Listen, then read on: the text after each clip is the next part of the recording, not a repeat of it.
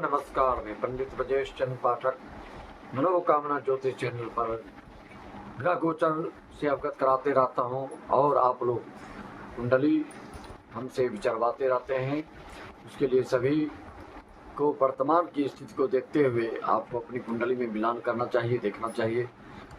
अभी 20 तारीख को केतु पूर्वान फाल्गुनी नक्षत्र में प्रवेश करने जा रहे हैं।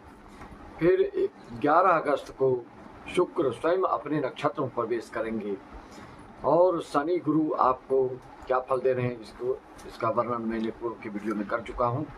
वर्तमान में जो परसों आपके केतु जो लग्नस्थ होके सिंह राशि वालों के लिए पूर्वा फाल्गुनी नक्षत्र में या क्या फल देंगे, किस सिंह राशि वाले को, किस लग्न वाले को क्या क्या आपके साथ होने जा रहा है, नौकरी पेशा वालों के लिए, उद्योग धंधा वालों के लिए, आदि व्याधि वालों के लिए, केस मुकदमा वालों के लिए, सब पर हम आपके केतु आपकी कुंडली में कहाँ बैठा है उस हिसाब से इसका फलादेश गोचर के साथ जोड़कर बताएंगे, जिससे कि आपको समझ में किसी प्रकार की दिक्कत नहीं होगी और जिसके केतु जहाँ बैठे होंगे उस हिसाब से आपको फल का देखने को मिलेगा। आगे बढ़ने से पहले आप भी मेरे साथ हो लीजिए। गणेश जी की अपनी भविष्यवाणी, अपने भविष्य के जानना चाहते हैं तो उसके लिए पहले मन को एकाग्र करना होता है, तो मन को स्थिर कीजिए और इस वीडियो को भली भांति सुनिए, श्रवण कीजिए और अपने शुभ चिंतकों तक पहुंचाइए, जिससे कि सबको इस विशेष अवसरों का जो सालों साल के बाद इस तरह के योग होते हैं उसका लाभ उठा सकें। वक्रतुंड महाकाय सूर्यकोटि समप्रभ निर्विघ्नं कुरु मे देव सर्वकार्येषु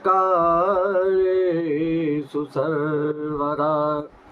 मित्रों, केतु 20 जुलाई को जो परिवर्तन हो रहा है वह बताएंगे। आप जानते हैं कि 29 मार्च 2026 तक केतु का पूर्वा फाल्गुनी में परिवर्तन से क्या होने जा रहा है, आपके साथ क्या होगा।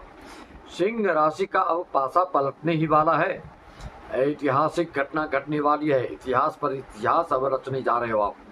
चमत्कार आपके जीवन में होने वाला है, ईश्वरीय कृपा की अनुभूति आप करने वाले हैं। सूर्य जहां पूर्वी क्षितिज पर उदय हो चुका है, सफलता की पराकाष्ठा को आप पार करने जा रहे हैं, प्राप्त करने जा रहे हैं। मित्रों, गुरु शनि जो कि पंचम भाव को देख रहे हैं सिंह राशि वालों के लिए, आप में मौलिकता, सृजनात्मकता, रचनात्मकता के दृष्टिकोण से यह समय आपके जीवन की चरमोत्कर्ष तक पहुंचाएगा। विशेष शुभ अशुभ दिनों ही जो विशेष शुभ अशुभ है वह आपके जीवन पर्यंत याद दिलाने वाली बात रहेगी। केतु का क्या प्रभाव पड़ने वाला है पूर्वा फाल्गुनी 20 जुलाई पूर्वा फाल्गुनी में केतु के आने के कारण, अगर आपकी केतु कुंडली में देखें तो निकाल कर 10वें भाव में बैठे हैं तो यह आपको पदांतरण करने जा रहे हैं, स्थानांतरण करने जा रहे हैं, आपका ट्रांसफर हो सकता है, जिसमें जैसे योग होंगे, जिस स्थिति के आपके केतु होंगे उस तरह से ये परिवर्तन अवश्य कराते हैं।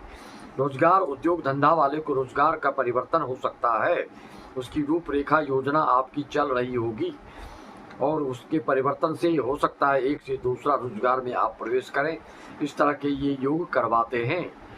और राहु तो अलग ही अपना रुतबा आपके सप्तमस्थ होके दिखा रहे हैं। जिस सिंह राशि वालों का पंचमेश नवम में हो, सप्तमेश नवम में हो, उसकी दशा दशा अगर अभी चल रही हो, आपकी भाग्य उन्नति में कोई बाधा पहुंचने वाली नहीं है। निर्बाध रूप से और बिल्कुल लगातार कंटिन्यू आपकी भाग्य उन्नति होती चली जाएगी। पंचमेश अगर हो नवम में तो संतान के होने से भाग्य उन्नति होती है, अगर सप्तमेश नवम में हो तो आपके भाग्य शादी के बाद साथ देता है, आपका भाग्य अन्यथा भाग्य अवरुद्ध रहता है। इस तरह से आप देखेंगे इसे के कमाल सूत्र है यह ज्योतिष शास्त्रों का। अगर आपकी कुंडली में पंचमेश नवम भाव में हो, नवमेश पंचम भाव में हो तो यह फिर शुभ परिणाम देने वाला नहीं होता है। वैवाहिक जीवन में तलाक योग दे देता है और आपकी 2-3 शादी करवा देता है, रिश्ता टूट जाता है। पंचम सप्तम में हो, सप्तम पंचम में हो, सप्तमेश नवम में हो, नवमेश सप्तम में हो, इस तरह के योग को अच्छा नहीं माना गया वैवाहिक जीवन के लिए। और भाग्योन्नति के लिए पंचमेश नवम में हो या सप्तमेश नवम में हो, सिर्फ इतना ही हो तो फिर आपकी भाग्य की वृद्धि होती चली जाएगी। खास करके आप में अगर कुंडली में जिस सिंह राशि वालों के लिए राजयोग की दशा तदशा चल रही हो और शुभ का गोचर भी अभी वर्तमान में चल रहा है, तो यह बिल्कुल आपको छप्पर फाड़ धन दे रहा होगा और इसका आनंद आप लेते जाइए। और 20 तारीख को केतु का जो परिवर्तन होगा वह कर्म क्षेत्र में, आप सरकारी नौकरी में भी हैं तो किसी बॉस के आदेश के कारण या किसी के कोप के भाजन होने के कारण आपका स्थानांतरण हो सकता है, लेकिन स्थानांतरण होने के बाद भी आपके भाग्य में किसी तरह की कमी नहीं आएगी। आपकी उन्नति, पदोन्नति, उत्थान उत्कर्ष को आप प्राप्त करते रहेंगे। इस तरह से आप देख रहे हैं केतु का लाजवाब फल मिलने जा रहा है। और 11 अगस्त को जो शुक्र अपने नक्षत्र में प्रवेश करेंगे 11:15 बजे, 11 अगस्त को, तो यह वृषभ लग्न, तुला लग्न, मकर कुंभ लग्न वालों के लिए, उससे सेकंड नंबर में मिथुन कन्या लग्न वालों के लिए ज़्यादा लाभान्वित कराने वाला रहेगा। और किसी क्षेत्र में अगर पैसा लगा के रखे हैं, निवेश, स्टॉक मार्केट आदि, या जो नेटवर्किंग का कार्य करते हैं, जो बड़े बड़े यूट्यूबर्स हैं, जो मार्केटिंग कार्य करते हैं, जो ऑनलाइन घर बैठे देश विदेश से कोई क्रियाकलाप चला रहे हैं, तो ऐसे लोगों के लिए यह छप्पर फाड़ धन वर्षा देने वाला रहेगा। भले ही अल्पकालिक होगा लेकिन संतोषजनक रहेगा, मन की संतुष्टि जरूर मिलेगी आपको। और आगे उत्तरोत्तर आप वृद्धि की ओर चलते जाएंगे। एक बार जब आपका कदम ठोस हो जाता है, आपको आर्थिक रूप से मजबूती मिल जाती है, फिर भविष्य की जितनी सारी योजनाएं हैं, जो रूपरेखाएं हैं, जो प्रस्तावित चीज़ें हैं, वह सब बिल्कुल आसानी से, सहजतापूर्वक, सरलतापूर्वक, सुलभतापूर्वक आपका कार्यक्रम संपन्न होने लगता है। एक बार जड़ मजबूत होने की देरी होती है लोगों में, एक बार जड़ मजबूत हो जाए तो निरंतर आप निर्बाध रूप से आगे बढ़ते चले जाते हैं। और सावन चल रहा है अभी, किसी भी सिंह राशि वाले और किसी भी राशि वाले हैं, अगर आपके पितृ दोष हैं, काल सर्प दोष हैं, तो निश्चित तौर पे आप संपर्क साध करके इसका निराकरण, इसका समाधान, इसकी शांति अवश्य कर लें। और जो कोई विशेष रूप से अपना कार्यक्रम, प्रवचन, कथा आदि पितरों की स्मृति में कराना चाहते हैं, घर में एक बार भागवत, रामायण आदि को अवश्य कराना चाहिए, जिससे कि घर की निगेटिविटी, घर में सकारात्मकता बढ़ जाती है और आपसी सामंजस्य का भी बिल्कुल विशेष रूप से आपको देखने का मिलता है कि घर में जो वैमनस्यता होती है, जो विरोधाभास की स्थिति निर्मित होती है, जो विपरीतता आने लगती है आपस में, उसमें सामंजस्य होने लगता है। पैसे का सदुपयोग होना चाहिए, दुरुपयोग और व्यर्थ का खर्च तो लोग भौतिकता में, चकाचौंध में, संसारिकता में कर ही रहे हैं, लेकिन आध्यात्मिकता का महत्व तब आप समझते हैं जब आपके ऊपर दुख का पहाड़ टूट पड़ता है, संकट से घिरते हैं, विपत्ति पे विपत्ति आने लगती है, तब आप भगवान को याद करते हैं।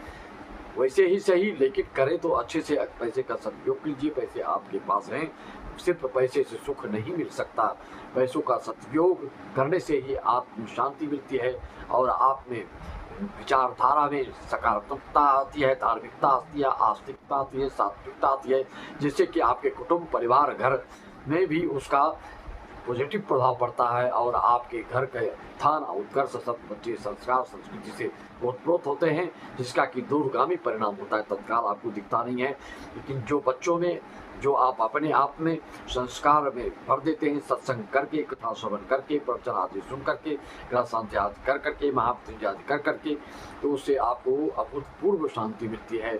हर चीज़ की खुराक जरूरी है, भौतिक सुख की जितनी आवश्यकता है उतनी आध्यात्मिक सुखानुभूति भी व्यक्तियों में जरूरी होता है। जो इस चीज़ को नहीं करता है पालन, वही टेंशन, डिप्रेशन, एंजाइटी, दुनिया भर के गिरी कारण नाना जंजाला दे अति दुर्गम शैल विशाला, उथल पुथल मन व्यथित, बेचैन, व्याकुल, व्यग्र होते चला जाता है। इसलिए भगवान का आश्रय अवश्य लीजिए।